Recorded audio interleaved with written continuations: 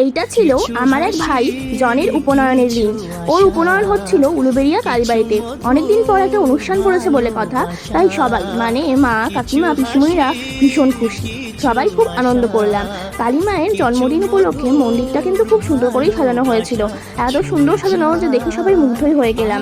আর মন্দিরের ওপরের একটি ঘরে ওর উপনয়নের সব নিয়ম কানুনগুলো পালন হচ্ছিল।